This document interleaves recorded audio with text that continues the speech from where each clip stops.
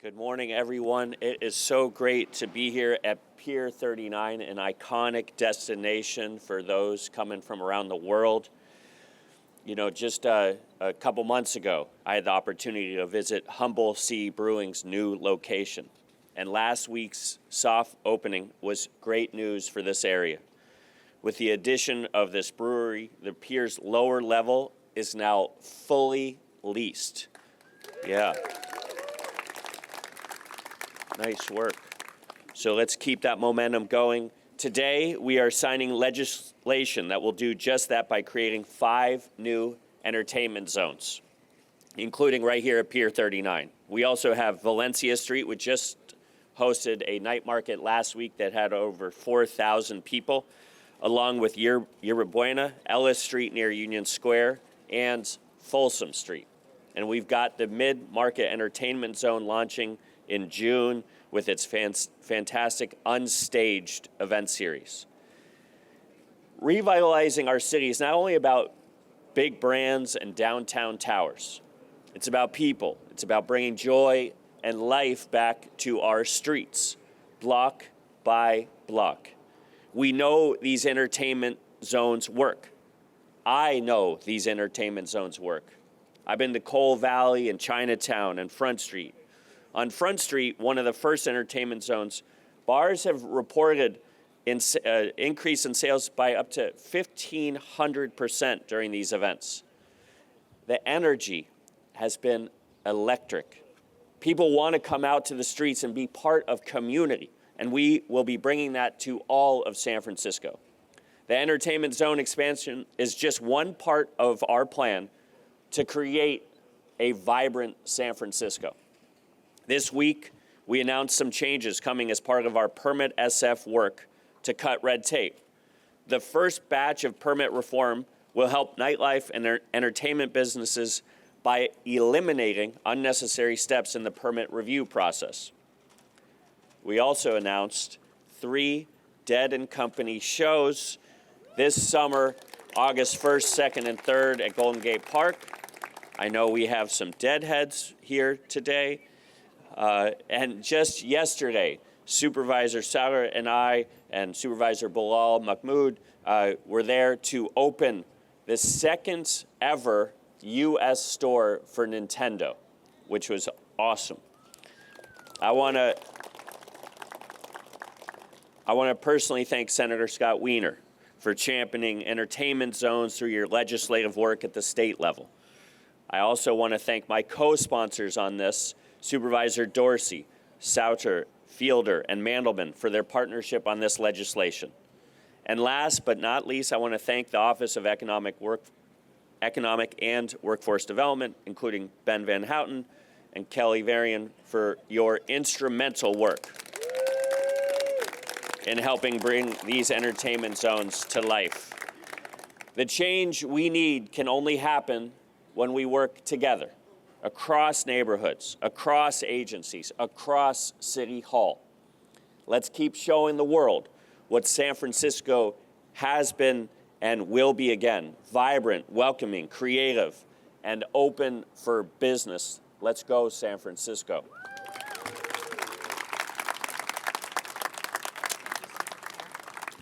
Thank you, Mayor Lurie.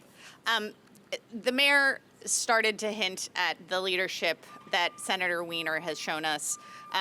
San Francisco is incredibly lucky to have a partner in the state legislature that has been leading the way on our economic revitalization, that has been pushing our team to find new solutions, and then been the partner in executing and implementing those every step of the way. Entertainment zones, for those of you who don't know, were authorized by Senator Scott Wiener's SB 76 in 2023, and then SB 969 in 2024.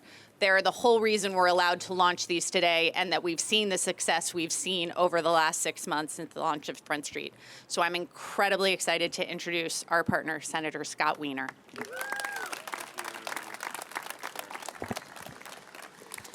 Thank you, Sarah. I want to, first of all, just really thank and just commend the mayor, Supervisor Sauter, and everyone at OEWD and everyone who's working so hard to really move San Francisco forward. I'm so optimistic about the direction of this city. We're seeing progress at City Hall around housing, around public transportation, public safety, the street conditions, and everyone's working together.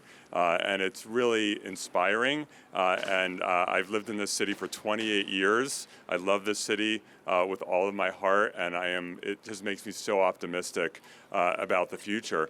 And part of that future is making sure that San Francisco is a place that is fun and where people want to be together. And that's the history of the city. If you look at the history of San Francisco for so many years, it's been about nightlife. It's been about street festivals. It's been about spontaneity and people just coming together. And it's one of the wonderful things about our city, and it's what brings people here.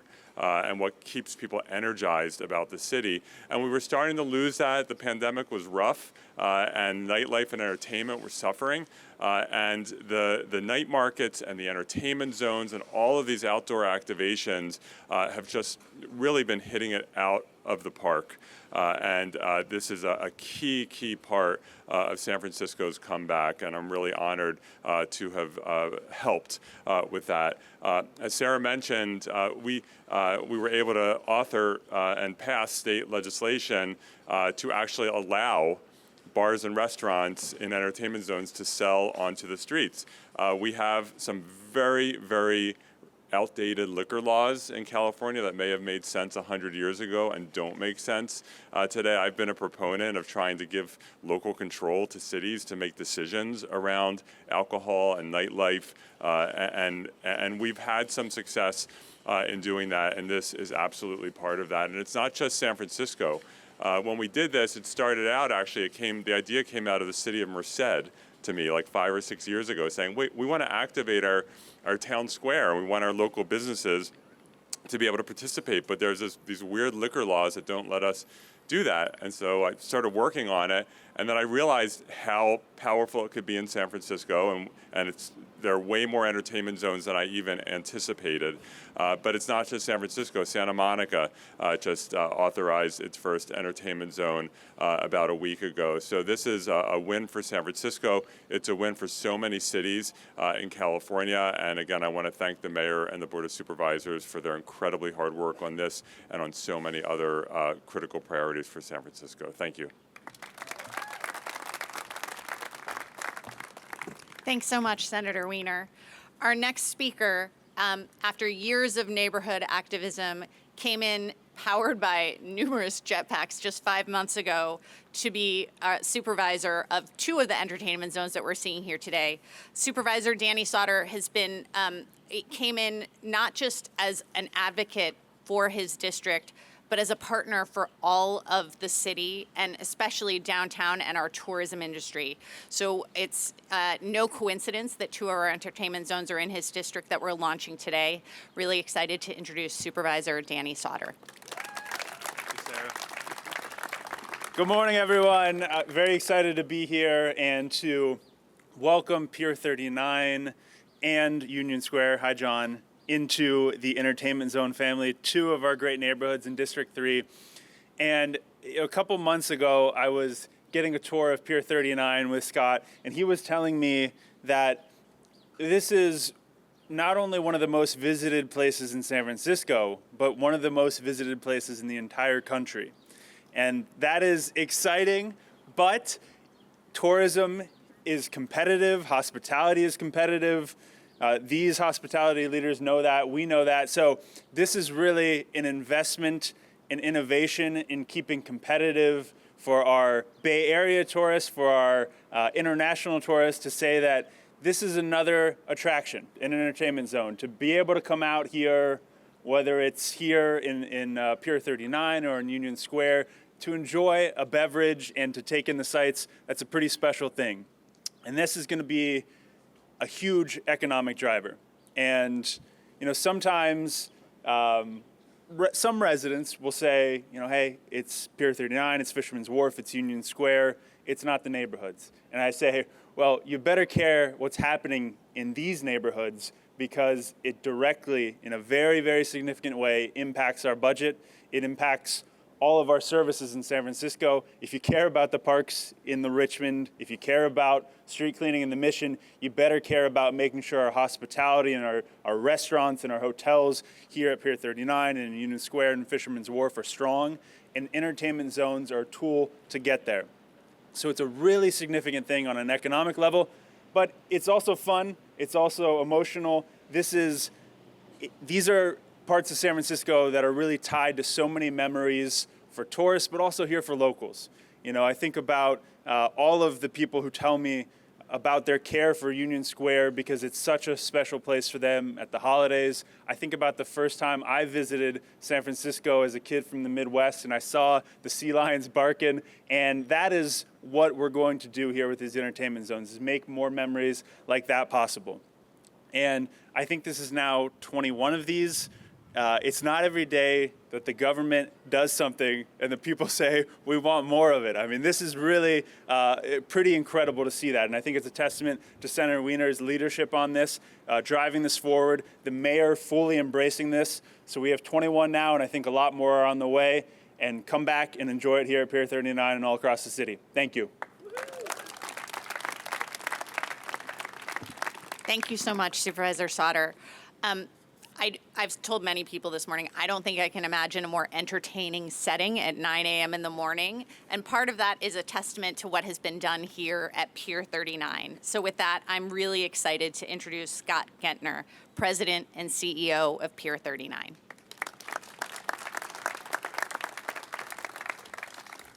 Oh, thank you very much. We're honored you could join us this morning to celebrate this revitalization of San Francisco with another entertainment zone. We're in particularly honored to be part of an entertainment zone with, again, great neighborhoods of the city, whether it's Ella Street, Valencia Street, Folsom Street, and Yerba Buena Lane. What I really love about this group is it reflects the diversity of San Francisco. Each has its own personality, and what the entertainment zone ordinance does is it allows us to really work on what works specifically for those neighborhoods, how to revitalize a particular neighborhood or the restaurants and the shops and everything. And so I really celebrate the diversity of San Francisco, and we're honored to be part of it. For Pier 39 specifically, this is much needed relief, particularly in our shoulder and low seasons when our merchants need it the most. We're really excited about some of the new programming that can come about and to really impact our restaurants, our retailers, our attractions, and our bars, not just here at Pier 39, but all along the Fisherman's Wharf area. There's a lot of people to thank, and unfortunately, if I were to do it all specifically, we'd be here for 7 hours, and I understand that that's not doable today. So in advance, instead of that, I'd really like to thank Mayor Lurie and the Board of Supervisors, and in particular, our District Supervisor, Danny Sauter, for their leadership in the revitalization of San Francisco and for spearheading within San Francisco right now the entertainment zone and working on the revitalization. Certainly like to thank our friends in Sacramento, led by Senator Wiener, for really paving the way for this. I'd love to also thank Ben Van Houten and the Office of Economic Workforce Development. I mean, you should see what they do on this. It's great. As well as the Port of San Francisco. I know we have some Representative Mike Martin, Scott Lansettle with the Port of San Francisco. Their collaboration with us in hey, let's try something a little different here and let's see how it works. I truly appreciate all that effort. You know, one of the things that's not really well known about Pier 39 is that 80% of our merchants are actually local, effectively mom and pop businesses. And the last few years have been hard, really, really, really hard. Not just here for those merchants at Pier 39, but again, the Fisherman's Wharf area. But with those, you know, the 80% local, there's a lot of them that come from families that have been in San Francisco for generations. And those generations have seen this cycle of rebuild and reinvent and revitalize over and over and over. And we are so excited to continue that rebuilding and be part of San Francisco's comeback with this ordinance. So thank you again very much. Thanks so much, Scott.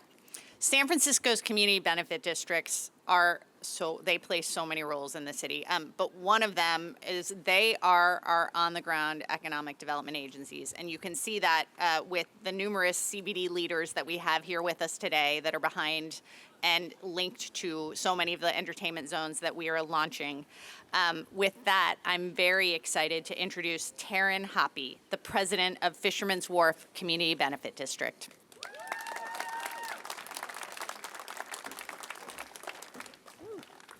Good morning, everyone. What a fantastic day for San Francisco, and especially our iconic waterfront neighborhood. I'll be brief because I'm number 5 here. On behalf of the Fisherman's Wharf Community Benefit District, I want to thank all the incredible partners and agencies who made today possible. Kind of run through this list. Thank you, Mayor Lurie. Thank you, Senator Wiener, and thank you, Supervisor Sauter, and especially the OEWD. The port and all the other agencies, like Scott said, it would take a while. This legislation to establish the 5 new entertainment zones across the city is more than policy. It's a promise. A promise to bring new life, new energy, and new opportunity to spaces that are ripe for activation. Here in Fisherman's Wharf, we've seen the wins that can happen when we invest in our public spaces and when we bring community, business, and government together. The entertainment zones give us a new type of framework to do more of that. On the pier, it'll support small businesses and give both locals and visitors a reason to come back, stay longer, and explore more. And I don't know if you all have noticed, but the northern waterfront is buzzing with new energy right now.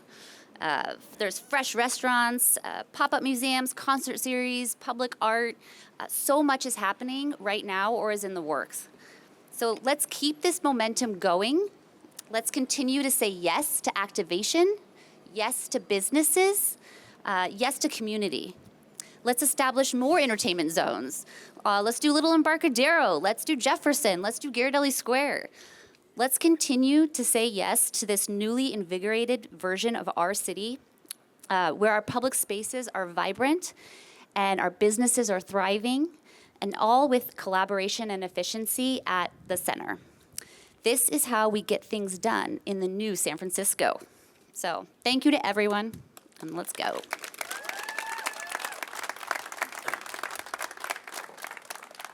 All right, we're happy to take a couple questions if anybody's got some.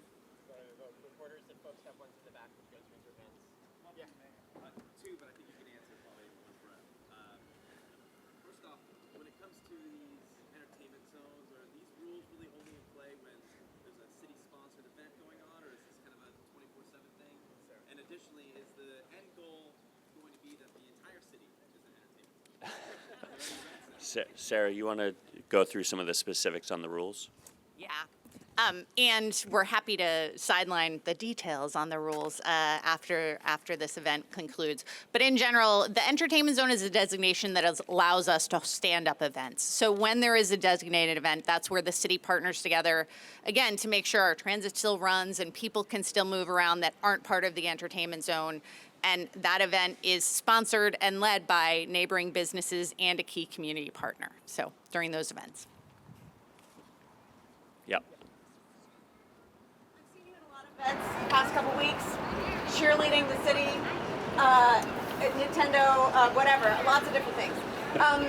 I'm curious how you size up the risks that it might not work out, not because you're not, putting a lot of energy into it, but because of economic headwinds and, whatever else might happen. How do you size that up? You keep going. This is a city that is always on the leading edge, and sometimes things don't work, but it doesn't mean you don't keep going full throttle with our partner here, State Senator Scott Wiener, and my partnership with the Board of Supervisors and Danny Sauter here. This is a city that continually reinvents itself, continues to push the envelope, and we're going to. And yes, some things might not work, but it doesn't mean you stop trying. I got to tell you, I walked over here. I was at a park. I was with a Parks and Rec employee. I was just telling the supervisor this, and this guy, Thomas, he told me, if you just care this much, if you just if we do the little things, and we're doing bit by bit, we're starting to see wins start stacking upon each other, Nintendo, Valencia Street Night Market had 4,000 people. Downtown First Thursday had 22,000 people. Like, people are starting to get that sense, that hope, that optimism, and there is that vibe in San Francisco right now. And that vibe is, oh yeah, we're on our way back and it's happening.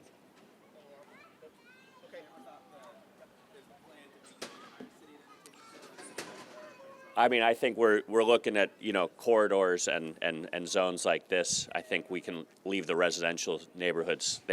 We'll keep them quiet. All right, you all. Thank you for being out here. Thanks to all of you. It's like one giant recording studio. So the real gift